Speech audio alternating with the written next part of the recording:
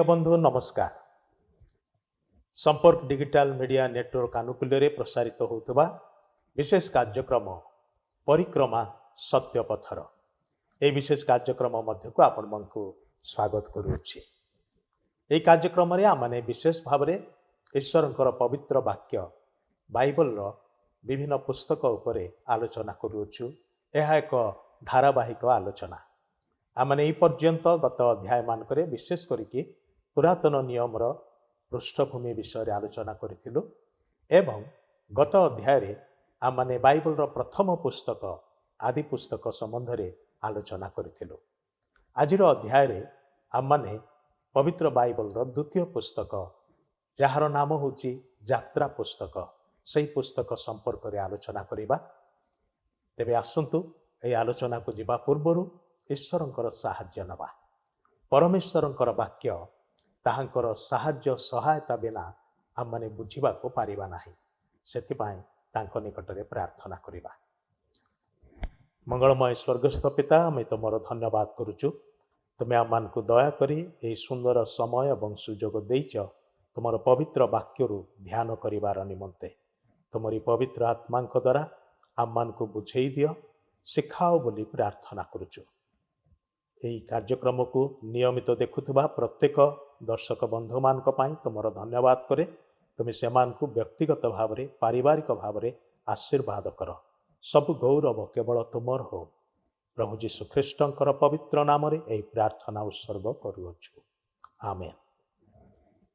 तेबे प्रिय बंधु आसंतु आमने बाइबल द्वितीय पुस्तक जार नाम होची यात्रा पुस्तक आमने गत अध्याय संक्षिप्त भाव में कथा आलोचना करिथिलु जे बाइबल प्रथम 5टी पुस्तकर लेखक होउछंती मूसा।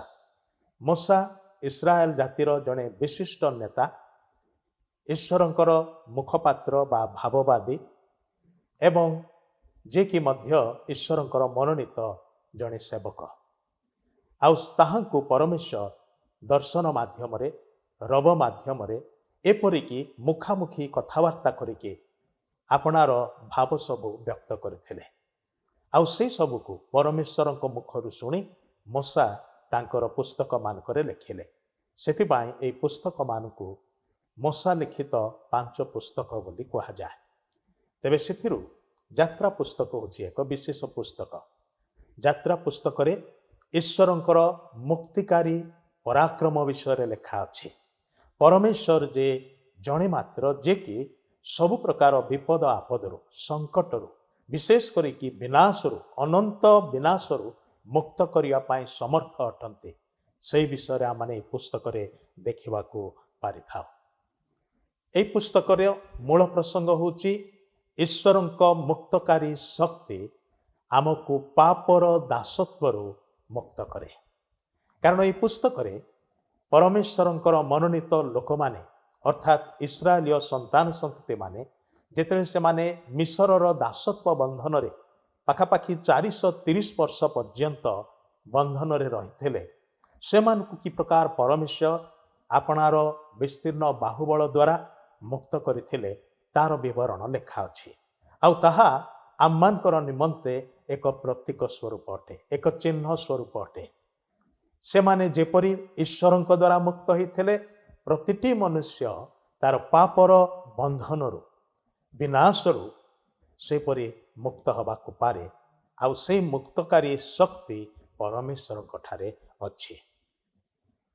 एई पुस्तकर लेखक मध्य मूसा ही अटंती। आउ ए पुस्तकटी सही समय लेखा जाइथिला जो समय कि प्रांतर रे इस्राएल लोक माने 40 वर्ष पर्यंत यात्रा जारी रखिथिले।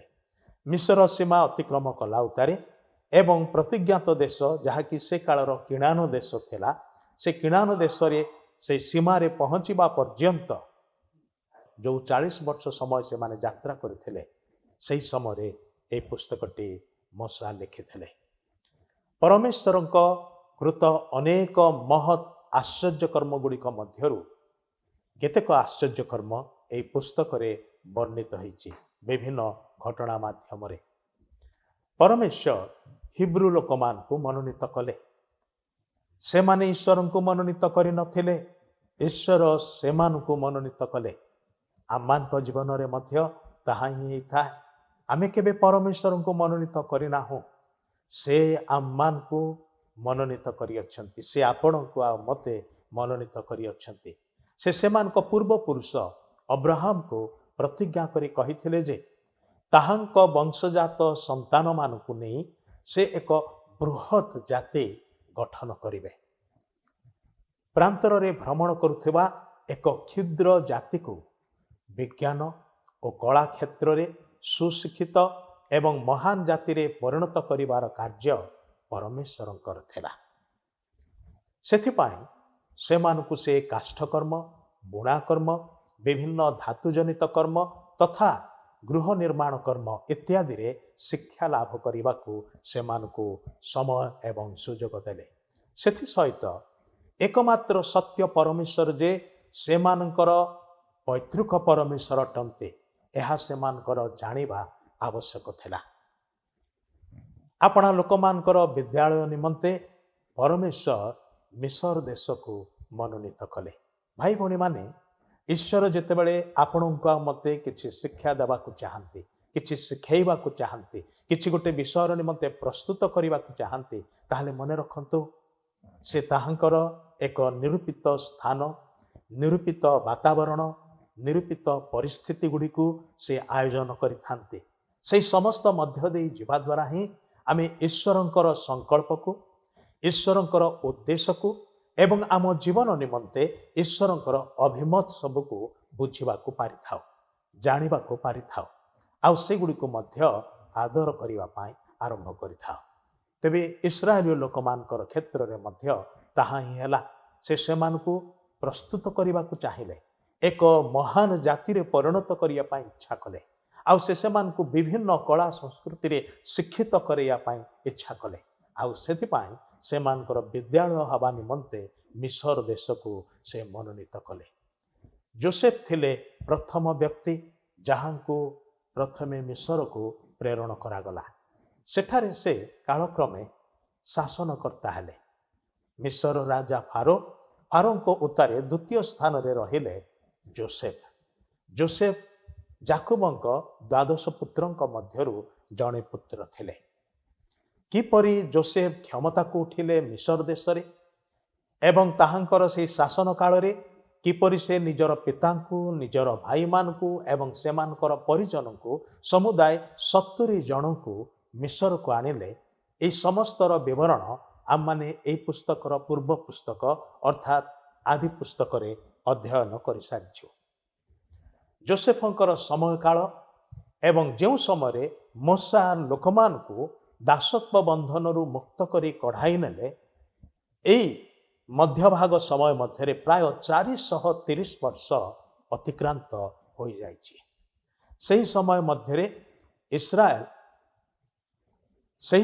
ମଧ୍ୟରେ ଇସ୍ରାଏଲ ବଂଶ ବହୁପ୍ରଜ, ବର୍ଦ୍ଧିଷ୍ଣୁ ଓ ବହୁଗୋଷ୍ଠୀକ ହୋଇ ଅତିଶୟ ପ୍ରବଳ ହେଲେ। ପୁଣି ସେମାନଙ୍କ ଦ୍ୱାରା ଦେଶ ପରିପୂର୍ଣ୍ଣ ହେଲା। ତେବେ ପ୍ରିୟମାନେ, ଏହି ଯାତ୍ରା ପୁସ୍ତକରେ ମୋଶାଙ୍କର ବୃତ୍ତାନ୍ତ ଲେଖା ଅଛି। ତାହାଙ୍କର ଜନ୍ମ ଓ ଶୈଶବାବସ୍ଥା ବିଷୟରେ ଲେଖା ଅଛି ଏବଂ ସେ କି ପ୍ରକାର ସେଥିର ସମସ୍ତ ବିଦ୍ୟାରେ ଶିକ୍ଷିତ ହେଲେ ସେ ବିଷୟରେ ପ୍ରେରିତ ପୁସ୍ତକରେ ମଧ୍ୟ ନୂତନ ନିୟମର ଜଣେ ସୁସମାଚାର ପ୍ରଚାରକ ଏବଂ ଆଦ୍ୟ ମଣ୍ଡଳୀର ଜଣେ ସେବକ ସ୍ତିଫାନ ସେ ନିଜର ପ୍ରଚାରରେ, ନିଜର ବକ୍ତବ୍ୟରେ ଉଲ୍ଲେଖ କରି କହନ୍ତି ଯେ ମିଶରରେ ମୋଶା ସବୁ ପ୍ରକାର ବିଦ୍ୟାରେ ସେ ଶିକ୍ଷିତ ହୋଇଥିଲେ। ପୁଣି ମୋଶାଙ୍କର ସିଦ୍ଧାନ୍ତ ବିଷୟରେ ପ୍ରେରିତ ପୁସ୍ତକରେ ଲେଖା ଅଛି, ମଧ୍ୟ ଏବ୍ରି ପୁସ୍ତକରେ ଲେଖା ଅଛି। ଯଦିବା ସେ ମିଶରୀୟ ବିଦ୍ୟାରେ ଶିକ୍ଷିତ ହେଲେ, ରାଜ ଉଆସରେ ବଢ଼ିଲେ, ସବୁ ପ୍ରକାର ସୁଖ ସମୃଦ୍ଧି ତାଙ୍କର ଥିଲା, କହିବାକୁ ଗଲେ ପରବର୍ତ୍ତୀ ଫାରୋ ସେ ହେଇଥାନ୍ତେ। ଆଉ ତା ପୂର୍ବରୁ ସେ ଗୋଟେ ଦୃଢ଼ ନିଷ୍ପତ୍ତି ନେଉଛନ୍ତି, ଏକ ଚମତ୍କାର ସିଦ୍ଧାନ୍ତ ନେଉଛନ୍ତି। ତାଙ୍କର ସିଦ୍ଧାନ୍ତ କ'ଣ? ତାଙ୍କର ସିଦ୍ଧାନ୍ତ ହେଉଛି ଯେ ଏ ମିଶରୀୟ ସମସ୍ତ ଐଶ୍ୱର୍ଯ୍ୟ ଅପେକ୍ଷା ମୁଁ ଈଶ୍ୱରଙ୍କର ମନୋନୀତ ଲୋକମାନଙ୍କର ସହିତ ଦୁଃଖ ଭୋଗ କରିବାକୁ ପସନ୍ଦ କରିବି। କାରଣ ମିଶର ଓ ମିଶରର ସମସ୍ତ ଐଶ୍ୱର୍ଯ୍ୟ ଦିନେ ନଷ୍ଟ ହେବ, କିନ୍ତୁ ଈଶ୍ୱର ଓ ତାହାଙ୍କର ମନୋନୀତ ଲୋକମାନେ ସଦାକାଳ ରହିଥିବେ। ମୁଁ ବିନଷ୍ଟ ହେବାକୁ ଚାହୁଁନାହିଁ, ଏ ସଂସାରର ଐଶ୍ୱର୍ଯ୍ୟରେ ବୁଡ଼ି ମୁଁ ବିନଷ୍ଟ ହେବାକୁ ଚାହୁଁନାହିଁ। ମୁଁ ଚାହେଁ ଏକ ଅନନ୍ତକାଳୀନ ଭରସା, ଏକ ଅନନ୍ତକାଳୀନ ବିଷୟ। ଆଉ ମୂଷା ସେଥିପାଇଁ ବୁଦ୍ଧିମାନର କାର୍ଯ୍ୟ କଲେ, ଯଦିବା ସେ କାଳର ଜଗତ ତାହାଙ୍କୁ ମୂର୍ଖ ବୋଲି ହୁଏତ ଭାବିଥିବ, ସେ କାଳର ଜଗତ ହୁଏତ ତାଙ୍କୁ ଥଟ୍ଟା ପରିହାସ କରିଥିବ, ମାତ୍ର ମୂଷା ଉପଯୁକ୍ତ ନିଷ୍ପତ୍ତି ନେଲେ। ଭାଇ ଭଉଣୀମାନେ, ମୂଷାଙ୍କର ଏଇ ଜୀବନରୁ ଆମମାନେ ଏଇ ବିଷୟଟି ଶିକ୍ଷା କରିବା ନିତାନ୍ତ ଜରୁରୀ।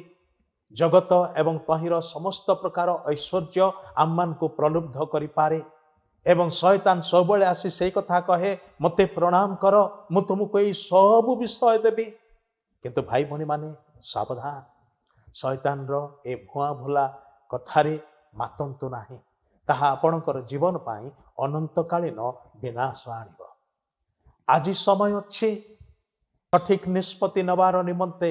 ଆଉ ମୂଷା ଉପଯୁକ୍ତ ନିଷ୍ପତ୍ତି ନେଲେ। ସେ ଦୁଇଟି ବିଷୟକୁ ତାଙ୍କ ସାମ୍ନାରେ ଥିବାର ଦେଖିଲେ। ଗୋଟିଏ ପାଖରେ ମିଶରର ସମସ୍ତ ଐଶ୍ୱର୍ଯ୍ୟ, ରାଜସିଂହାସନ, ରାଜତ୍ୱ ଏବଂ ସମୁଦାୟ ସାମ୍ରାଜ୍ୟ, ଖ୍ୟାତି, ସବୁକିଛି ବିଷୟ, ଏବଂ ଆର ପାଖରେ ଜୀବିତ ପରମେଶ୍ୱର ଏବଂ ତାହାଙ୍କର ମନୋନୀତ ଲୋକମାନେ। ତାହାଙ୍କର ମନୋନୀତ ଲୋକମାନେ କିପରି ଅବସ୍ଥାରେ ଅଛନ୍ତି? ସେହି ମିଶର ଦେଶରେ କିନ୍ତୁ ଦାସତ୍ୱ ବନ୍ଧନରେ ଅଛନ୍ତି, ଚାକର ଚାକରାଣୀ ଭାବରେ କାର୍ଯ୍ୟ କରୁଛନ୍ତି। ଟିକେ ଚିନ୍ତା କରନ୍ତୁ, ମୂଷା ଏ ପାଖରେ ସେହି ସମୁଦାୟ ମିଶର ସାମ୍ରାଜ୍ୟର ଶୀର୍ଷରେ ଏବଂ ଈଶ୍ୱରଙ୍କର ମନୋନୀତ ଲୋକମାନେ ସେମାନେ ସର୍ବନିମ୍ନ ସ୍ଥାନରେ। ସେ ଏ ଶୀର୍ଷ ସୋପାନକୁ ଅଗ୍ରାହ୍ୟ କରୁଛନ୍ତି ଏବଂ ସେ ସବୁଠାରୁ ନିମ୍ନ ସ୍ଥାନକୁ ମନୋନୀତ କରୁଅଛନ୍ତି। ଆପଣ ତାହା କରିପାରିବେ କି? ଚିନ୍ତାର ବିଷୟ ଅଟେ। ଅନେକ ସମୟରେ ଆମମାନେ ତାହା ହୁଏତ କରିବାକୁ ଚାହିଁବୁ ନାହିଁ, କାରଣ ତାହା ମୂର୍ଖତା ବୋଲି ପ୍ରମାଣିତ ହେବ, ବିଶେଷ କରି ଜଗତ ଏବଂ ଜଗତର ଲୋକମାନଙ୍କର ଦୃଷ୍ଟିରେ। କିନ୍ତୁ ଈଶ୍ୱରଙ୍କ ଦୃଷ୍ଟିରେ ନୁହେଁ। ଈଶ୍ୱର କ୍ଷଣସ୍ଥାୟୀ ବିଷୟ ଦ୍ୱାରା ପ୍ରଭାବିତ ହୁଅନ୍ତି ନାହିଁ। ଈଶ୍ୱର ଯେପରି ଅନନ୍ତକାଳୀନ, ତାହାଙ୍କର ଯୋଜନା, ତାହାଙ୍କର ଉଦ୍ଦେଶ୍ୟ, ତାହାଙ୍କର ଆଉ ସଂକଳ୍ପ ସବୁ ମଧ୍ୟ ଅନନ୍ତକାଳୀନ ଅଟେ। ଆଉ ସେ ଆମମାନଙ୍କୁ ତାହାଙ୍କର ଅନନ୍ତକାଳୀନ ସଂକଳ୍ପରେ ସାମିଲ ହେବାର ନିମନ୍ତେ ଆହ୍ୱାନ କରନ୍ତି। ସେଇ ଆହ୍ୱାନର ଆଜ୍ଞାବହ ହେଇ ଯଦି ଆପଣ ଏବଂ ମୁଁ ଆଗକୁ ବଢ଼ିବା ପାଇଁ ଚାହିଁବା, ତାହେଲେ ଗୁଡ଼ାଏ ବିଷୟ ଆମମାନଙ୍କୁ ତ୍ୟାଗ କରିବାକୁ ହେବ, ବଳିଦାନ ଦେବାକୁ ହେବ, ଅସ୍ୱୀକାର କରିବାକୁ ହେବ, ଅଗ୍ରାହ୍ୟ କରିବାକୁ ହେବ, ଯେ ପ୍ରକାର କି ମୂଷା କରିଥିଲେ। ମୂଷାଙ୍କର ସିଦ୍ଧାନ୍ତ ବିଷୟରେ ମଧ୍ୟ ଲେଖା ଅଛି। ମୂଷା ଯଦିବା ଉପଯୁକ୍ତ ସିଦ୍ଧାନ୍ତ ନେଲେ, ମାତ୍ର ତାଙ୍କର କାର୍ଯ୍ୟ ପ୍ରଣାଳୀରେ ଟିକେ ବ୍ୟତିକ୍ରମ ଥିଲା। ଆଉ ସେଇ ବ୍ୟତିକ୍ରମ ହେତୁ ସେ ଜଣେ ମିଶରୀୟ ଲୋକକୁ ବଦ୍ଧ କରିଥିଲେ। ସେ ବିଷୟରେ ମଧ୍ୟ ବାଇବଲରେ ଲେଖା ଅଛି। ଭାଇ ଭଉଣୀମାନେ, ବାଇବଲ ହେଉଛି ଏକ ସ୍ପଷ୍ଟବାଦୀ ଗ୍ରନ୍ଥ, ପବିତ୍ର ଗ୍ରନ୍ଥ। ଏଥିରେ ଲୁଚାଛପା ବିଷୟ କିଛି ନାହିଁ। ମନୁଷ୍ୟର ବଳବାନ ବିଷୟ ସବୁ ପ୍ରକାଶ କରେ, ମନୁଷ୍ୟର ଦୁର୍ବଳ ବିଷୟ ମଧ୍ୟ ଏଠାରେ ଲେଖା ଅଛି। ମୂଷା, ଏ ବାକ୍ୟରେ ଲେଖାଯାଏ, ପୃଥିବୀର ସମସ୍ତଙ୍କ ଠାରୁ ଜଣେ ନମ୍ର ଲୋକ ବୋଲି କୁହାଯାଏ। ମାତ୍ର ସେଇ ମୂଷା ମଧ୍ୟ କି ପ୍ରକାର ଜଣେ ମଣିଷକୁ ମାରି ଦେଇଥିଲେ, ସେ କଥା ମଧ୍ୟ ଲେଖା ଅଛି। ସ୍ପଷ୍ଟ ପ୍ରକାଶ କରୁଥିବା ବାକ୍ୟ। ଆଉ ସେଥିହେତୁ ମୂଷାଙ୍କୁ ଆଉ ମିଶରରେ ରହିବାକୁ ହେଲା ନାହିଁ। ସେ ରହିପାରିଲେ ନାହିଁ, କାରଣ ଫାରୋ ରାଜା ତାହାଙ୍କର ପ୍ରାଣ ନାଶ କରିବା ପାଇଁ ଚେଷ୍ଟା କଲେ। ସେଥିପାଇଁ ସେ ମିଶର ଛାଡ଼ି ମିଦିୟନ ଦେଶକୁ ପଳାୟନ କଲେ। ଏସବୁର ବୃତ୍ତାନ୍ତ ଯାତ୍ରା ପୁସ୍ତକରେ ଲେଖା ଅଛି। ମିଶରରୁ ଯାତ୍ରା କରିବା ନିମନ୍ତେ ବିଶେଷ କରିକି ମୂଷାଙ୍କୁ ପୁଣି ଥରେ ପରମେଶ୍ୱର ପ୍ରେରଣ କରୁଛନ୍ତି। ମୂଷାଙ୍କୁ ସେ କିପରି ଆହ୍ୱାନ କଲେ, ସେ ବିଷୟରେ ମଧ୍ୟ ଏହି ପୁସ୍ତକରେ ଲେଖା ଅଛି। ବିଶେଷ କରି ଏହି ପୁସ୍ତକର 3 ଅଧ୍ୟାୟ 4 ଅଧ୍ୟାୟରେ ମୂଷାଙ୍କର ଆହ୍ୱାନ ବିଷୟରେ ଲେଖାଯାଉଛି। ପରମେଶ୍ୱର ମୂଷାଙ୍କୁ ଡାକୁଛନ୍ତି ଏକ ବିଶେଷ କାର୍ଯ୍ୟଭାର ଦେଇକି। ଯେବେ ବି ପରମେଶ୍ୱର ଆପଣଙ୍କୁ ଆହ୍ୱାନ କରନ୍ତି, ମନେ ରଖନ୍ତୁ କିଛି କାର୍ଯ୍ୟଭାର ଦେବା ଉଦ୍ଦେଶ୍ୟରେ। ସେ ଆପଣଙ୍କ ଦ୍ୱାରା କିଛି ମହତ୍ କାର୍ଯ୍ୟ କରିବାକୁ ଚାହାନ୍ତି। ଆଉ ସେଥିପାଇଁ ସେ ଆପଣଙ୍କୁ ଆଉ ମୋତେ ଆହ୍ୱାନ କରନ୍ତି। ମୂଷାଙ୍କୁ ମଧ୍ୟ ସେ ଆହ୍ୱାନ କଲେ।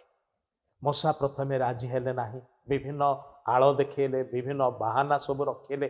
ଶେଷରେ ଏ କଥା କହିଲେ, ପ୍ରଭୁ ମୁଁ ଯାଇପାରିବିନି, ତମେ ଆଉ କାହାକୁ ପଠାଅ। ପରମେଶ୍ୱର କ୍ରୋଧାନ୍ୱିତ ହେଲେ ଆଉ କହିଲେ, ମୂଷା ତମ ସାଙ୍ଗରେ ତମ ଭାଇ ଆରୋଣ ଯିବ। ତମେ ଦୁଇ ଜଣ ମୋର ପ୍ରତିନିଧିତ୍ୱ କରିକି ଯିବ ଏବଂ ଫାରୋକୁ କହିବ ଯେ ମୋର ଲୋକମାନ, ସଦାପ୍ରଭୁ କହୁଅଛନ୍ତି ମୋର ଲୋକମାନଙ୍କୁ ଛାଡ଼ି ଦିଅ। କିନ୍ତୁ ମନେ ରଖ, ଫାରୋ ଏତେ ସହଜରେ ସେମାନଙ୍କୁ ଛାଡ଼ିଦେବ ନାହିଁ। ତା ହୃଦୟ କଠିନ ହେବ ଏବଂ ସେ ମନା କରିବ। ଆଉ ସେତେବେଳେ ମୁଁ ମିଶରକୁ ଦଣ୍ଡ ଦେବି। 10 ପ୍ରକାରର ଦଣ୍ଡ ଏବଂ ଭୟଙ୍କର ଦଣ୍ଡ ସବୁ ମିଶର ପ୍ରତି ଘଟିଲା। ଆଉ ତାପରେ ଯାଇକି ଫାରୋ ବିଦୀର୍ଣ୍ଣ ହେଇକି, ଚୂର୍ଣ୍ଣ ହେଇକି, ନତ ହେଇକି ସେ ଇସ୍ରାଏଲ ଲୋକମାନଙ୍କୁ ମୁକ୍ତ କରିଦେଲା, ଛାଡ଼ିଦେଲା। ତେବେ ମିଶରରୁ ଯାତ୍ରା କରିବା ପୂର୍ବରୁ ମିଶରରେ 10ଟି ଦଣ୍ଡର କଥା ଲେଖାଯାଏ, ଯାହାକି ଏହି ପୁସ୍ତକରେ ବର୍ଣ୍ଣନା କରାଯାଇଛି। ଏହି ପୁସ୍ତକରେ ମଧ୍ୟ ପରମେଶ୍ୱର ତାହାଙ୍କର ଲୋକମାନଙ୍କର ପାଳନର ନିମନ୍ତେ ଆଜ୍ଞା ଦେଇଛନ୍ତି, ଆଦେଶ ଦେଇଛନ୍ତି, ଯାହାକୁ କି ଆମମାନେ 10 ଆଜ୍ଞା 10 କମାଣ୍ଡମେଣ୍ଟସ ଭାବରେ ଜାଣୁ।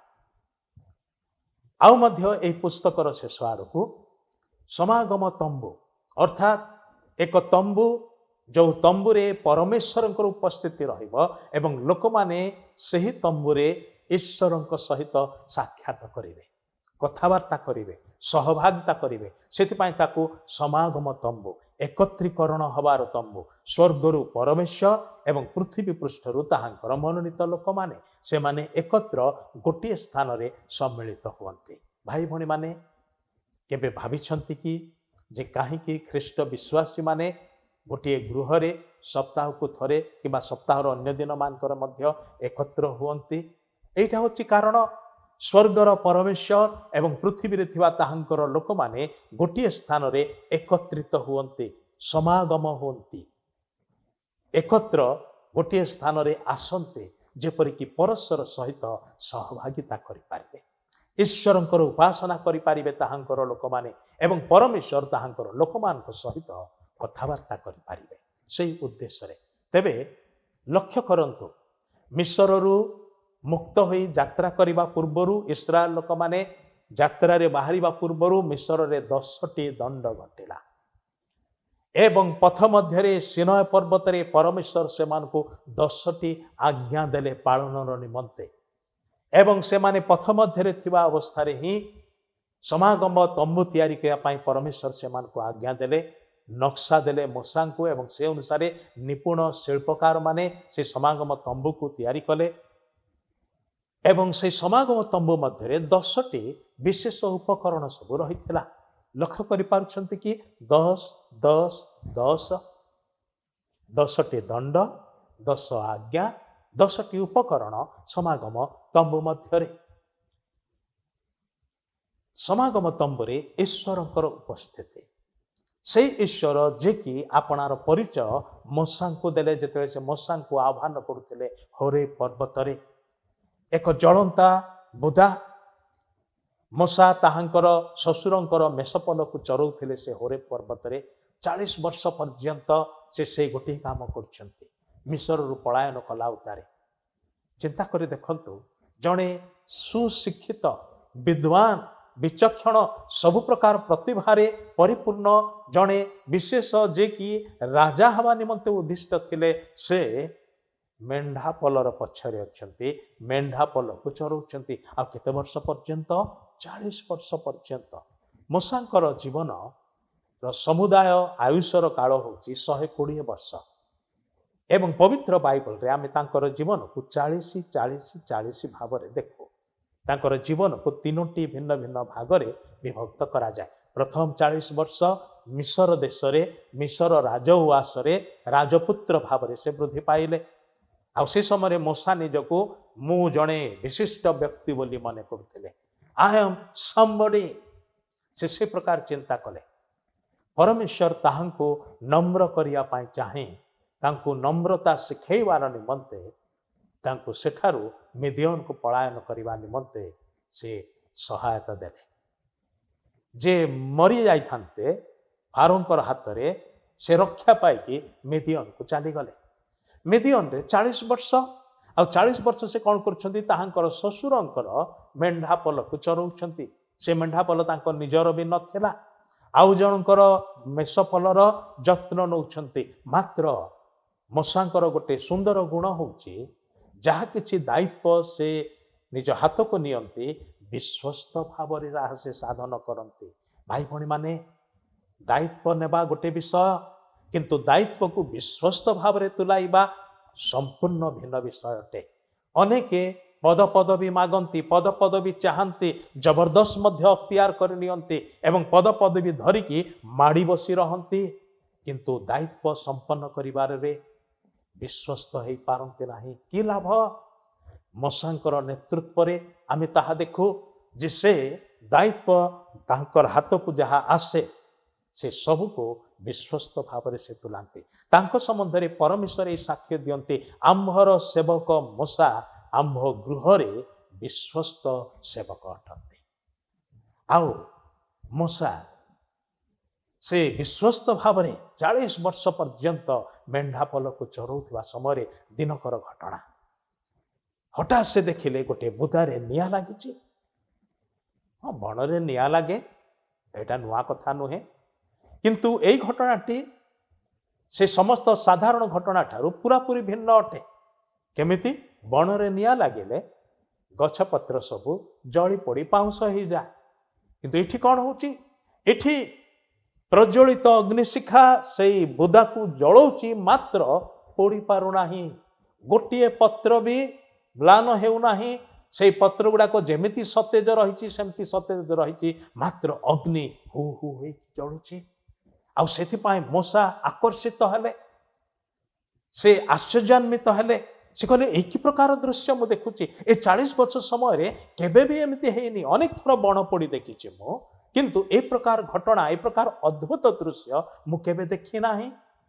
ସେଥିପାଇଁ ସେ ପାଖକୁ ଯାଇକି ଭଲ ଭାବରେ ଦେଖିବା ପାଇଁ ଇଚ୍ଛା କଲେ। ଯେତେବେଳେ ପାଖକୁ ଯାଉଛନ୍ତି, ହଠାତ୍ ସେ ଜଳନ୍ତା ବୁଦାରୁ ଗୋଟେ ଆୱାଜ ଆସୁଛି, ଗୋଟେ ସ୍ୱର ଡାକି କହୁଛି, ମୂଷା ମୂଷା, ତୁମ୍ଭେ ପ୍ରଥମେ ଆପଣା ପାଦର ପାଦୁକାକୁ ବାହାର କରିଦିଅ, କାରଣ ତୁମେ ଯେଉଁ ସ୍ଥାନରେ ଠିଆ ହେଇଛ ତାହା ପବିତ୍ର ଭୂମି।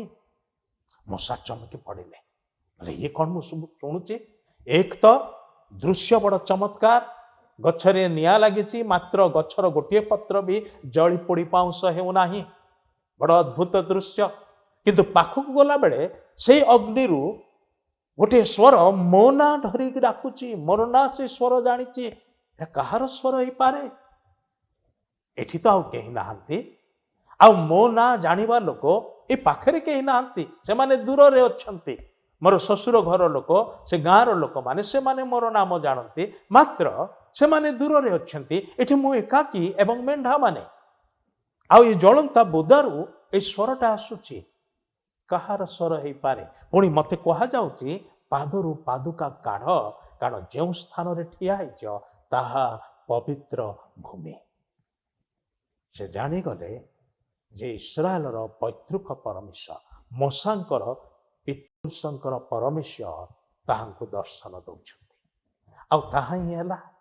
ଯେତେବେଳେ ମୂଷା କଥାବାର୍ତ୍ତା କରିବା ପାଇଁ ଆରମ୍ଭ କଲେ ତାହାଙ୍କ ସହିତ, ସେଇ ପରମେଶ୍ୱର ମୂଷାକୁ କହିଲେ, ଆମ୍ଭେ ତୁମ୍ଭର ପୈତୃକ ପରମେଶ୍ୱରଠୁ, ଅବ୍ରାହମ, ଇସାହାକ, ଯାକୋବର ପରମେଶ୍ୱରଠୁ। ଭାଇ ଭଉଣୀମାନେ, ମନେ ରଖନ୍ତୁ, ଯୋସେଫ ଯିଏକି ଯାକୋବଙ୍କର ପୁତ୍ର ଥିଲେ, ପ୍ରଥମ କରି ମିଶରକୁ ଆସିଲେ, ତାଙ୍କର ସମୟ ଠାରୁ ମୂଷାଙ୍କର ସମୟ ଭିତରେ ପ୍ରାୟ 430 ବର୍ଷ ଅତିବାହିତ ହେଇଯାଇଛି। ଅର୍ଥାତ୍ 430 ବର୍ଷ ପର୍ଯ୍ୟନ୍ତ ଏହି ଇସ୍ରାଏଲୀୟ ଲୋକମାନେ ଯେଉଁମାନେ ମିଶରରେ ବସତି କଲେ, ସେମାନଙ୍କୁ ପରମେଶ୍ୱର ଦିନେ ବି କଥା କହିନାହାନ୍ତି। ଆମ୍ଭେ ତୁମର ପୈତୃକ ପରମେଶ୍ୱର ବୋଲିକି ଦିନେ ବି ଦେଖା ଦେଇନାହାନ୍ତି। 430 ବର୍ଷ ଉତ୍ତାରେ ଜଣେ ମଣିଷ ଯେତେବେଳେ ସେଇ ବୁଦା ପାଖରେ ଠିଆ ହେଇଛି, ସେତେବେଳେ ସେଇ ପରମେଶ୍ୱର ଆସିକି କହୁଛନ୍ତି, ଆମ୍ଭେ ତୁମର ପୈତୃକ ପରମେଶ୍ୱର। भाई भौणी माने बेले बेले आम माने भाबू दीर्घ वर्षर नीरवता रहिले ईश्वर नाहंती बोली के कहती आउ के कहती ईश्वर मते पास सरी जाइछंती टिके विलंब हेले ईश्वर उत्तर देवारे टिके विलंब हेले लोक माने कहती जे ईश्वर नाहंती किंबा ईश्वर पास सरी जाइछंती किंतु इठी देखंतु 400 वर्ष उतारे मध्य परमेश्वर मने रखंती से जहा कहिथिले अब्राहम को निकटरे मोसांकर पितृपुरुषों निकटरे ताहा से स्मरण करिकी मोसा को से विषय जनइबार निमंते आसुअछंती आ कहउछंती आम्भे तुम्हर पैतृक परमेश्वर अब्राहम इसहाक जाकूबर परमेश्वर मोसा होउछंती से जाकूबंकर पुत्र मानक मध्यरु जणे पुत्रंकर से संतान अर्थात लेवीय वंशरु से जात होइछंती से मोसा ईश्वर सहित कथबार्ता करने समय परमेश्वर तांको दायित्व भार दौरान कहते मु तुमको प्रेरण करुच्ची तुम्हें मिस्र को फेरी जाओ जो पलि आसथिल प्राण रक्षा करने तुम्हें से देश को फेरी जाओ कौन पाई प्रभु ना तुम्हें जाओ मोर लोक मानकर आखिर लुह मु देखी मोर लोक मानकर क्रंदन मु शुणी एवं मिसरीय लोक माने किपरि सेमानक प्रति अत्याचार करुछंती उत्पीड़न करुछंती सेमानकु भयंकर भावरे खटौछंती इटा तयारी करिवा पाई जेपरि कि मिस्रीय लोक मानकर अट्टालिका सब तयारी हबो रास्ता सब तयारी हबो किंतु मोर लोक माने जातना सह्य करुछंती जंत्रणाग्रस्त अटंती मु सेमानकर क्रंदन शुणी अछि आ एबे स्वर्गरु ओल्हेई आसीछि सेमानकु उद्धार करिवार निमंते आ मु तुमको मोर प्रतिनिधि करिकी प्रेरण करुछि तुमे जाओ हेले मोसा प्रथमे राजी होना से कहते मते कथा कही आसेनी से नाना प्रकार बहाना से दौरान 4 अध्याय आपण ताहा निजे खोलिकी पढ़ी पारिबे एवं शेष परमेश्वर जिते कन्विन्स करी जाऊँगी शेष मोसा कहले मु जाई पारिबेनी प्रभु तुम आउ क्या पठाओ परमेश्वर जोर देकी कहले मु तुमर भाई हारून को तुम सांगे पठाऊँ तुम 2 जन जीव फारों को कह परमेश्वर कहते मोर लोक मान को छाड़ी दियो आउ मोसा राजी होती जीवाई मात्र जीवा पूर्व से गोटे प्रश्न पचारुंट परमेश्वर सत कथा मु जीवी तुम कथा मानिबी मात्र मु मोर लोक मान पाखु जाइकी जिते कहबी से माने पचारे कौ ईश्वर तुमको देखादेले तांकर नाम कौन ताहले मु कौन कहबी से कौन उत्तर देबी मु खाली कहबी जदि अब्राहम इसाक जाकूबर परमेश्वर मते देखादेले आ इमाने तो 400 वर्ष उतारर लोक माने एमानकर कौन एमाने कौन जानिछंती बा एमानकर कौन मने अछि मु कौन से मान को जवाब देवी इतिमध्य परमेश्वर 2टी चिन्ह मोसा को दे सारी मोसा हाथ में गोटे सुखिला बाड़ी थिला से बाड़ी को तले पकड़ा परमेश्वर कहले ताहा सर्पर परिणत है परमेश्वर से बाड़ी को धर आउ मोसा धरिले ताहा पुणी आउ बाड़ी में परिणत हो गला पुणी आउ गोटे चिन्ह देले तुम हाथ को छाती रे रख तापर बाहर कर बाहर कला बेलू कुष्ठ रोग हो जाए धड़ा कुष्ठ रोग हो जाए पुणी कहले आउ थे छाती रे रख पुणी आउ थे छाती रे रखिला बेलू ताहा नॉर्मल हो गला तेबे 2टी चिन्ह ऑलरेडी दे सारी जेपरी लोक माने मोसांकर कथा को प्रत्यय करेंगे विश्वास करेंगे ग्रहण करेंगे तथापि मोसा मानले ना मत आउ किछि दरकार जेते से माने पचारिबे जो ईश्वर तुमको देखादेले एवं कथा कहले तांकर नाम कौन आ परमेश्वर तांकर नाम को प्रकाश कले ताहा होछि कौन आम्भे स्वयंभू अर्थात आम्भे जे अच्छु से अच्छु भाई भौणी माने परमेश्वर नाम होछि द ग्रेट आई एम आम्भे जे अच्छु से अच्छु आपणकर नाम कौन बोली पचारे आपण कौन बोली कहिबे आपणकर नाम कहिबे नुहे कि जहाँ नाम अच्छी मते जदि पचरा जाए मोर नाम कौन ताहले मु कहिबी मोर नाम होछि संग्राम केसरी सिंह आम मानकर प्रत्येकंकर नाम अच्छी गोटे नाम जोटा कि आम माने पंजीकरण करिछु एवं आउ गोटे नाम जो नाम रे आम मानकर परिवार लोक माने आम मानकु स्नेह रे प्रेम रे डाकंती अवश्य आउ कहार कहार आउ केते प्रकार नाम अच्छी जोटा कि तार सांग साथी माने साही पड़िशा लोक माने ताको दियंती आउ अनेक से प्रकार नाम गुड़िक साधारणतः नकारात्मक नाम थाए आमको भल लगे ना से नाम रे ଆମମାନଙ୍କୁ ଲୋକ ଡାକନ୍ତୁ ବୋଲିକି। ତେବେ ପରମେଶ୍ୱରଙ୍କର ନାମ ଯେତେବେଳେ ପଚାରୁଛନ୍ତି ମୂଷା, ପରମେଶ୍ୱର କହୁଛନ୍ତି ଆମ୍ଭେ ଯିଏ ଅଛୁ, ଆଇ ଆମ୍। ସର୍ବଦା ଯିଏ ଅଛନ୍ତି, ଅତୀତରେ ଯିଏ ଅଛନ୍ତି, ବର୍ତ୍ତମାନ ଯିଏ ଅଛନ୍ତି, ଭବିଷ୍ୟତରେ ଯିଏ ଅଛନ୍ତି। ମୂଷା ତୁମର ପୂର୍ବପୁରୁଷ ଅବ୍ରାହମ, ଇସାହାକ, ଯାକୋବଙ୍କ ସାଙ୍ଗରେ ଆମ୍ଭେ ଅଛୁ, ଏବେ ତୁମ୍ଭ ସାଙ୍ଗରେ ଅଛୁ, ତୁମ୍ଭ ଉତ୍ତାରେ ମଧ୍ୟ ଭବିଷ୍ୟତ ବଂଶଧରଙ୍କ ସହିତ ଆମ୍ଭେ ଅଛୁ। ଆମ୍ଭେ ସର୍ବଦା ଅଛୁ। ଆଉ ଜାଣନ୍ତି କି କେବଳ ଜଣେ ମାତ୍ର ବ୍ୟକ୍ତି ଯାହାଙ୍କ ବିଷୟରେ ଏ ଆମ୍ ବା ଆମ୍ଭେ ଅଛୁ ଏଟା ତ୍ରିକାଳରେ ଲାଗୁ ହୁଏ। ଆପଣଙ୍କ ପାଇଁ, ମୋ ପାଇଁ ଏ ପ୍ରକାର ହେଇପାରିବ ନାହିଁ। ମୁଁ ଥିଲି, ଏବେ ଅଛି, ଆସନ୍ତା ସମୟରେ ହୁଏତ ନଥିବି। କିନ୍ତୁ ଈଶ୍ୱରଙ୍କର ବିଷୟରେ ସେ ଅନାଦି ଅନନ୍ତ ପରମେଶ୍ୱର। ଅନାଦି ଅତୀତରେ ସେ ଅଛନ୍ତି, ବର୍ତ୍ତମାନ ବି ସେ ଅଛନ୍ତି ଏବଂ ଅନନ୍ତ ଭବିଷ୍ୟତରେ ମଧ୍ୟ ସେ ଅଛନ୍ତି। ସର୍ବଦା, ସବୁ ସମୟରେ, ସବୁ ଯୁଗରେ, ସବୁ ପିଢ଼ିର ମଧ୍ୟରେ ସେ ଅଛନ୍ତି। ସେଥିପାଇଁ ତାଙ୍କର ନାମ ହେଉଛି ଆମ୍ଭେ ସ୍ୱୟମ୍ଭୁ। ସେହି ନାମରେ ସେ ମୂଷାଙ୍କ ନିକଟରେ ନିଜର ପରିଚୟ ଦେଲେ। ସେହି ସମୟ ବେଳକୁ କାହିଁକି ଇସ୍ରାଏଲ ଲୋକମାନେ ଦାସତ୍ୱ ବନ୍ଧନରେ ଥିଲେ? କାରଣ ସେମାନେ, ମୁଁ ଆଗରୁ ଯେମିତି କହିଲି, ବହୁ ପ୍ରଜ ହେଲେ, ଅତିମାତ୍ରାରେ ବୃଦ୍ଧି ପାଇଲେ, ସମୁଦାୟ ଦେଶକୁ ସେମାନେ ପରିପୂର୍ଣ୍ଣ କଲେ। ଆଉ ମିଶ୍ରୀୟ ଲୋକମାନେ ଡରିଗଲେ। ଫାରୋ ରାଜା ଭୟ କଲେ, ଏ ଲୋକମାନେ ଏତେ ସଂଖ୍ୟାରେ ବଢୁଛନ୍ତି, ଯଦି କୌଣସି ଶତ୍ରୁ ରାଜ୍ୟ ଆମ ବିରୁଦ୍ଧରେ ଯୁଦ୍ଧ କରେ ତାହେଲେ ଏମାନେ କାଳେ ସେମାନଙ୍କର ସପକ୍ଷ କରି ଆମ ବିରୁଦ୍ଧରେ ଯୁଦ୍ଧ କରିବେ, ବିଜୟ ଲାଭ କରିବେ। ସେଥିପାଇଁ ସେମାନଙ୍କୁ ନିଜର କବ୍ଜାରେ ରଖିବା ଦରକାର। ଆଉ ସେଥିପାଇଁ ଫାରୋ ରାଜା କ'ଣ କଲେ? ଇସ୍ରାଏଲ ଲୋକମାନଙ୍କୁ ଚାକର ଚାକରାଣୀରେ ପରିଣତ କଲେ, କ୍ରୀତଦାସରେ ପରିଣତ କଲେ। ଇସ୍ରାଏଲୀୟ ମାନଙ୍କ ପ୍ରତିକୂଳରେ ଫାରୋ ରାଜାଙ୍କର ସନ୍ଦେହ ଥିଲା। ଏମାନେ, ସେମାନଙ୍କୁ ସେ ବିଦେଶୀୟ ବୋଲି କହିଲେ। ଯଦିବା ସେମାନେ ସେହି ଦେଶରେ ହିଁ ଜନ୍ମ ନେଇଛନ୍ତି, ବସବାସ କରୁଛନ୍ତି, ମାତ୍ର କହିଲେ ନା ଏମାନେ ବିଦେଶୀୟ। କହିଲେ ଏମାନେ ମେଷପାଳକ ମାନେ। ଆଉ ମିଶ୍ରୀୟ ଲୋକମାନେ ମେଷପାଳକ ମାନଙ୍କୁ ଭଲ ପାଆନ୍ତି ନାହିଁ। ସେମାନଙ୍କ ଦୃଷ୍ଟିରେ ପଶୁପଲ ଚରାଉଥିବା ଲୋକମାନେ ଘୃଣିତ ଅଟନ୍ତି। ପୁଣି ଫାରୋ ଏବଂ ତାହାଙ୍କର ଲୋକମାନେ କହିଲେ ଏମାନେ ଦେଶର ସର୍ବୋତ୍ତମ ସ୍ଥାନରେ ବାସ କରୁଅଛନ୍ତି। କାରଣ ସେ ସମୟର ଫାରୋ ଇସ୍ରାଏଲୀୟ ସନ୍ତାନମାନଙ୍କୁ, ଯୋସେଫ ଏବଂ ତାଙ୍କର ପରିଜନକୁ ଦେଶର ସର୍ବୋତ୍ତମ ସ୍ଥାନରେ ଅତିଥି ଭାବରେ ରଖିଥିଲେ। ଗୋସନ ପ୍ରଦେଶରେ ସେମାନେ ବାସ କରୁଥିଲେ। ଏବଂ ଏ ଲୋକମାନେ ଏକମାତ୍ର ସତ୍ୟ ଈଶ୍ୱରଙ୍କର ଉପାସକ ଅଟନ୍ତି। ମିଶରୀୟ ଲୋକମାନଙ୍କ ଭଳି ବିଭିନ୍ନ ଦେବଦେବୀର ପୂଜା କରନ୍ତି ନାହିଁ।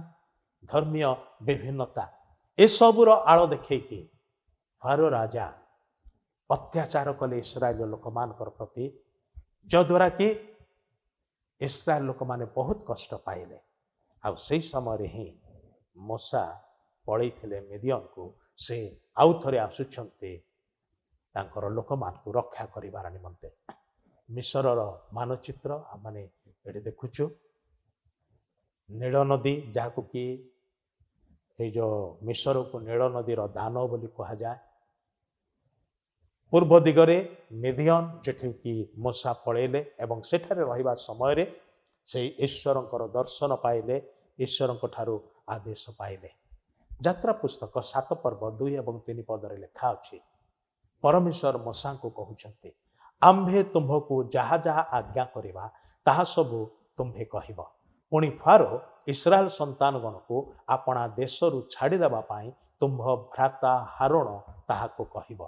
ଆଉ ଆମ୍ଭେ ଫାରୋର ହୃଦୟ କଠିନ କରିବା, ପୁଣି ମିଶର ଦେଶରେ ଆମ୍ଭର ଚିହ୍ନ ଓ ଆଶ୍ଚର୍ଯ୍ୟ କର୍ମ ବହୁ ସଂଖ୍ୟକ କରିବା।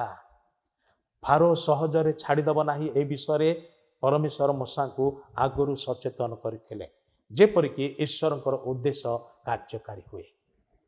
ଏହେତୁ ପରମେଶ୍ୱର ସେମାନଙ୍କୁ ସୁଫ ସାଗରର ପ୍ରାନ୍ତରଗାମୀ ବକ୍ର ପଥରେ ଗମନ କରାଇଲେ ଓ ଇସ୍ରାଏଲ ସନ୍ତାନଗଣ ସସଜ୍ଜ ହୋଇ ମିଶର ଠାରୁ ଯାତ୍ରା କଲେ। 13 ଅଧ୍ୟାୟ 18 ପଦରେ ଆମେ କିଛିଟା ଅଧ୍ୟାୟ ସ୍କିପ୍ କରିକି ଏହି ପଦଟାକୁ ପଢ଼ିଲୁ, ଏଥିପାଇଁକା ଯେ ଆରମ୍ଭରେ फारोଙ୍କ ନିକଟରେ ଯାଇକି ମୋଶା ଓ ହାରଣ କହିବେ परमेश्वर कहते मोर लोक मान छाड़ी दियो से अमंग हब से राजी हब ना परमेश्वर सेठारे 10टी भयंकर दंड घटेबे एवं शेष दंड घटिला उतारे फारो एवं तांकर लोक माने मिस्रीय समस्त ये जो मिस्र देशर इस्राएल समस्त लोक मान को मुक्त करके छाड़ीदेवे आउ से माने सुफ सागर को अतिक्रम करके वक्र पथरे गमन करेंगे एक सशद्र सैन्य सदृश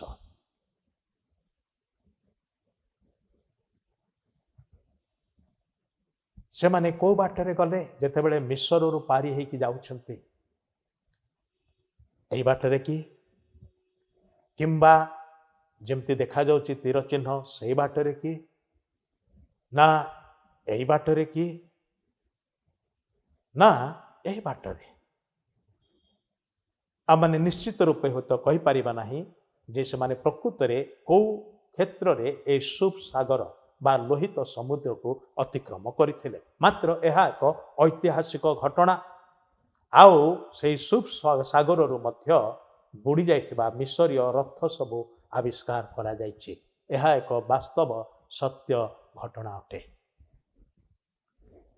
जेतेबेले इस मिस्र मोसांकर नेतृत्व रे इस्राएल लोक माने मुक्त होइकी बाहरुछंती सेई शेष रात्रि रे निस्तार पर्वर रात्रि बोली कहा जाउची निस्तार पर्वर मेषकु बळी करा गला एवं तार रक्त इस्राएलीय परिवार गृहर बाजुबंधरे लगे दिया गला संहारक दूत जेतेबेले अतिक्रमी गला बेले ताकू अतिक्रम करी जिवे भितरे प्रवेश करिवे नाही अतएव इस्राएल परिवार सुरक्षित रहिबे किंतु मिश्रीय परिवार रे से रक्तर चिन्ह नथिबारु मिश्रीय परिवार प्रत्येक प्रथम जात मनीष पशु पक्षी से सब विनष्ट हेले मृत्युवरण कले समुदाय मिस्र देश रे क्रंदनर रोल उठेला कारण राजा ठारू आरंभ करके चक्की पेषण करुवा चाकराणी पर्यंत मिश्रीय प्रतिटी परिवार रे मृत्यु घटीथिला सेई रात्रि रे मोसांकर नेतृत्व रे इस्राएल लोक माने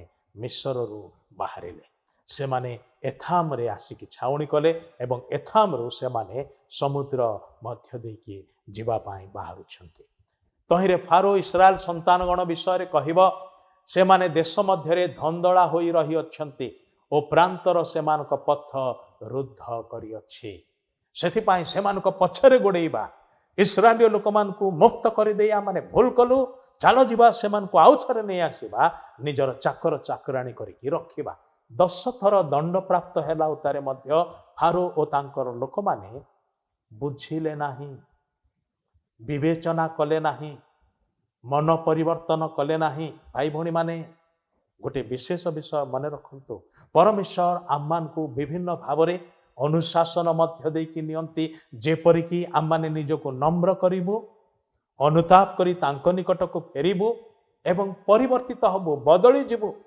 किंतु जदि ए समस्त परिस्थिति सत्वे ए समस्त अनुशासन सत्वे जदि बदलु नाहांती ताहले परिणाम भयंकर अटे यह मन रखंतु कारण ईश्वर कदापि छाड़ी देबे नाही सेमते फारो कौन कले मोसा एवं तांकर लोकमान को फेरे आनिबार निमंते 600 बच्छा रथ मिश्रीय मानकर समस्त रथ अर्थात तांकर निजर रथ 600 एवं मिश्रीय मानकर आउ जो संभ्रांत लोक मानकर रथ थेला सेई रथ सब नौछंती कारण से काल रे मोटर गाड़ी सब नथेला रथ ही से मानकर आ जान भाव रे व्यवहार करथिले विशेष करी धनी लोक माने ओ प्रत्येक रथ रे योद्धा मान को नेले कौन करिया पाए ए पलायन करथबा जो माने मुक्त होई की यात्रा करछंती से मान को जबरदस्त फेरे आनिबार निमंते परमेश्वर अद्भुत कार्य करछंती मिश्रीय सेना बाहिनी कबलरू रक्षा करिया पाए किंतु से माने गोटे अड़ुआ जगार अच्छंती सुप सागर सम्मुखरे पछरे फारो एवं ताहांकर सैन्य दल ताहांकर रथ सब आसुची माड़ी आसुची एवं कुआड़े जीवे से माने निरुपाय अवस्था अच्छंती लोक माने कहवा को लागिले आमको काहींकी ए मोसा ଏଇ ସମୁଦ୍ର କୂଳକୁ ଆଣିଲ ମାରିବାର ନିମନ୍ତେ। କିନ୍ତୁ ମୂଷା କହିଲେ, ଈଶ୍ୱରଙ୍କର ଲୋକମାନେ ସ୍ଥିର ହେଇକି ଠିଆ ହୁଅ, ଭୟ କର ନାହିଁ। ତମେ ଆଜି ଯେମିତି ମିଶ୍ରୀୟ ଲୋକମାନଙ୍କୁ ଦେଖୁଛ, ଅନନ୍ତ କାଳ ସେମାନଙ୍କୁ ଆଉ ଦେଖିବ ନାହିଁ।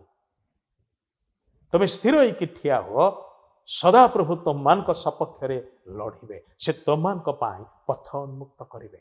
ଆଉ ମୂଷା ଧରିଥିବା ଯଷ୍ଟିକୁ ସମୁଦ୍ର ଆଡ଼କୁ ଦେଖେଇ ଦେଲେ। ପରମେଶ୍ୱର କ'ଣ କଲେ? ଲେଖା ଅଛି, ଅନନ୍ତର ମୂଷା ସମୁଦ୍ର ଉପରେ ଆପଣା ହସ୍ତ ବିସ୍ତାର କରନ୍ତେ ସଦାପ୍ରଭୁ ସେହି ସମସ୍ତ ରାତ୍ରି ପ୍ରବଳ ପୂର୍ବୀୟ ବାୟୁ ଦ୍ୱାରା ସମୁଦ୍ରକୁ ପଶ୍ଚାତ ହଟାଇ ଶୁଷ୍କ କଲେ ଓ ଜଳ ଦୁଇ ଭାଗ ହେଲା। ତହିଁରେ ଇସ୍ରାଏଲ ସନ୍ତାନଗଣ ଶୁଷ୍କ ପଥ ଦେଇ ସମୁଦ୍ର ମଧ୍ୟରେ ଗମନ କଲେ। ପୁଣି ସେମାନଙ୍କ ଦକ୍ଷିଣରେ ଓ ବାମରେ ଜଳ ପ୍ରାଚୀର ତୁଲ୍ୟ ଠିଆ ହେଲା। ଅଦ୍ଭୁତ ଘଟଣା। ଈଶ୍ୱର ହିଁ ଏ ପ୍ରକାର କରିପାରନ୍ତି, ମଣିଷ ଦ୍ୱାରା ତାହା ସମ୍ଭବପର ନୁହେଁ। ଯେତେବେଳେ ସେମାନେ ଯାତ୍ରା ଆରମ୍ଭ କରୁଛନ୍ତି, ସେମାନଙ୍କର ସଂଖ୍ୟା ଏହି ପୁସ୍ତକରେ ଲେଖା ଅଛି। 20 ବର୍ଷରୁ ଉର୍ଦ୍ଧ୍ୱ ପୁରୁଷଙ୍କର ସଂଖ୍ୟା କେବଳ ଲେଖା ଅଛି ପ୍ରାୟ 6 ଲକ୍ଷ ଲୋକ। ସେମାନଙ୍କର ପରିବାରର ସଂଖ୍ୟା ଦିଆଯାଏ ନାହିଁ। କିନ୍ତୁ ଆମେ ଆନୁମାନିକ ଭାବରେ ଯଦି ନେବା, ଯଦି ପ୍ରତ୍ୟେକ ପୁରୁଷର ଗୋଟିଏ ସ୍ତ୍ରୀ ଏବଂ 4ଟି ସନ୍ତାନ, କାରଣ ସେହି ସମୟରେ ବଡ଼ ବଡ଼ ପରିବାର ସବୁ, ଛୋଟ ପରିବାରରେ ସେମାନେ ରହୁନଥିଲେ, ବଡ଼ ବଡ଼ ପରିବାର ଅର୍ଥାତ୍ ଜଣ ଜଣଙ୍କର 5-6ଟା, ଯେମିତିକି ଯାକୁବଙ୍କର ସମୁଦାୟ 13ଟି ସନ୍ତାନ ଥିଲେ, 12ଟି ପୁଅ ଗୋଟିଏ ଝିଅ। ଆଉ ସେମାନେ ସେ ପ୍ରକାର ବିଶ୍ୱାସ କରୁଥିଲେ, ସେଥିପାଇଁ ଅଧିକ ସନ୍ତାନ ସେମାନେ ଜାତ କରୁଥିଲେ। କିନ୍ତୁ ଆମମାନେ ନିମ୍ନକୁ ନେବା, ଯଦି ପ୍ରତ୍ୟେକ ପୁରୁଷର, ଏ 6 ଲକ୍ଷ ପୁରୁଷଙ୍କର ପ୍ରତ୍ୟେକ ଜଣଙ୍କର ଗୋଟିଏ ସ୍ତ୍ରୀ ଏବଂ 4ଟି ସନ୍ତାନ, ତେବେ ସେମାନଙ୍କର ସମୁଦାୟ ସଂଖ୍ୟା ହେଉଛି 36 ଲକ୍ଷ। 3.6 ନିୟୁତ ଲୋକ। ଚିନ୍ତା କରି ଦେଖନ୍ତୁ, ଆଶ୍ଚର୍ଯ୍ୟ ବିଷୟ। ଏତେ ସଂଖ୍ୟକ ଲୋକ ସେମାନେ ଯାତ୍ରା କରୁଛନ୍ତି। 430 ବର୍ଷର ବ୍ୟବଧାନରେ ଯୋସେଫଙ୍କର ଠାରୁ ଆରମ୍ଭ କରିକି ଯେଉଁ 70 ଜଣ ମିଶରରେ ପ୍ରବେଶ କଲେ ଆଉ ବାସ କରିବାକୁ ଲାଗିଲେ, ଏ 430 ବର୍ଷ ମଧ୍ୟରେ ସେମାନଙ୍କର ସଂଖ୍ୟା କେତେ ବଢ଼ିଯାଇଛି। ଏତେ ସଂଖ୍ୟକ ହେବା ପାଇଁ ହେଲେ ପ୍ରତ୍ୟେକ 25 ବର୍ଷରେ ସେମାନଙ୍କର ସଂଖ୍ୟା ଦ୍ୱିଗୁଣିତ ହେଇଥିବ, ଡବଲ ହେଇଥିବ ନିଶ୍ଚୟ। ମିଶରରେ ବିଭିନ୍ନ ପେଶା ଓ ବ୍ୟବସାୟିକ କୌଶଳ ସବୁ ଶିଖିଲା ପରେ ପରବର୍ତ୍ତୀ ଶିକ୍ଷାର ନିମନ୍ତେ ପରମେଶ୍ୱର ସେମାନଙ୍କୁ ପ୍ରସ୍ତୁତ କରୁଥିଲେ। ଶିକ୍ଷା ନିମନ୍ତେ ପରମେଶ୍ୱର ସେମାନଙ୍କୁ ଏପରି ଏକ ପଥ ମଧ୍ୟ ଦେଇ କଢ଼ାଇ ନେଲେ, ଯେଉଁଠାରେ ସେମାନଙ୍କର ପ୍ରତିଟି ଆବଶ୍ୟକତା ପୂରଣ ନିମନ୍ତେ ତାହାଙ୍କଠାରେ ସେମାନଙ୍କୁ ସମ୍ପୂର୍ଣ୍ଣ ନିର୍ଭର ରଖିବାକୁ ପଡ଼ିଲା। ସେମାନେ ମିଶରରୁ ବାହାରି ଯିବା ସମୟରେ ସୁନା ରୂପା ପୋଷାକ ବ୍ୟତୀତ ସେମାନଙ୍କର ପଶୁପଲକ ମଧ୍ୟ ସାଙ୍ଗରେ ନେଲେ। ମୂଷା ଫାରୋଙ୍କୁ କହିଦେଇଥିଲେ ଯେ ଆମ୍ଭେମାନେ, ଆମମାନଙ୍କର ପରିବାର ଏବଂ ଆମମାନଙ୍କର ପଶୁପଲ ସମସ୍ତ ଯିବ। ଫାରୋ ପ୍ରତ୍ୟେକ ଥର କିଛିଟା ବିଷୟକୁ ଅଟକେଇ ରଖିବା ପାଇଁ କହୁଥିଲେ, ତମେ ଯାଅ, ପୁରୁଷମାନେ ଯାଅ, ସ୍ତ୍ରୀ ଏବଂ ପିଲାମାନେ ଥାଆନ୍ତୁ। ପରବର୍ତ୍ତୀ ସମୟରେ କହିଲେ, ତୁମେ ଏବଂ ତୁମର ପରିବାର ଯାଅ, ମାତ୍ର ପଶୁପଲ ଏଠାରେ ଥାଆନ୍ତୁ। ମୂଷା କହିଥିଲେ, ଆମେ ଯିବୁ, ଆମର ପରିବାର ଯିବେ ଏବଂ ଆମମାନଙ୍କର ପଶୁପଲ ଯିବ।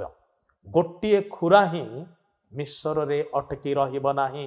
ଆମେ ସମସ୍ତେ ଯିବୁ, ଈଶ୍ୱରଙ୍କର ଆରାଧନା କରିବା ପାଇଁ ଆମମାନଙ୍କୁ ଯିବାକୁ ହବ। ଭାଇ ଭଉଣୀମାନେ, ଶେଷ ଦଣ୍ଡ ଘଟିଲା ପରେ ଫାରୋ ଏବଂ ମିଶ୍ରୀୟ ଲୋକମାନେ ଇସ୍ରାଏଲ ଲୋକମାନଙ୍କୁ ଯିବା ପାଇଁ ଅନୁମତି ଦେଲେ। ଆଜିର ସମୟ ସରି ଆସିଛି, ମୁଁ ସେଥିପାଇଁ ଆଜି ଏଇଠି ଅଟକିବା ପାଇଁ ଚାହୁଁଛି। ଆସନ୍ତା ଅଧ୍ୟାୟରେ ପୁଣି ବାକି ଅଂଶ ଗୁଡ଼ିକ ଆମମାନେ ଏହି ପୁସ୍ତକରୁ ଆଲୋଚନା କରିବା। କିନ୍ତୁ ଦେଖିବା ପାଇଁ ଭୁଲିବେ ନାହିଁ, ଅଦ୍ଭୁତ ବିଷୟ ସବୁ ପରମେଶ୍ୱରଙ୍କର ବାକ୍ୟରେ ଲେଖା ଅଛି। ଈଶ୍ୱରଙ୍କର ଲୋକମାନଙ୍କ ଜୀବନରେ ଘଟିଥିବା ସତ୍ୟ ଘଟଣା ଗୁଡ଼ିକ, ଏବଂ ଏହି ସମସ୍ତ ଘଟଣା ଦ୍ୱାରା ପରମେଶ୍ୱର ଆପଣଙ୍କୁ ଆଉ ମୋତେ କଥା କହିବାକୁ ଚାହାନ୍ତି, କିଛି ଶିଖେଇବାକୁ ଚାହାନ୍ତି, ତାହାଙ୍କର ମନର ମତରେ ଗଠନ କରିବାକୁ ଚାହାନ୍ତି। ଆଉ ସେଥିପାଇଁ ଆମେ ଈଶ୍ୱରଙ୍କର ବାକ୍ୟ ପ୍ରତି ସଦାସର୍ବଦା ମନୋନିବେଶ କରୁ। ପ୍ରଭୁ ଆମମାନଙ୍କୁ विशेष करी आपण समस्तଙ୍କୁ आशीर्वाद करंतु। धन्यवाद।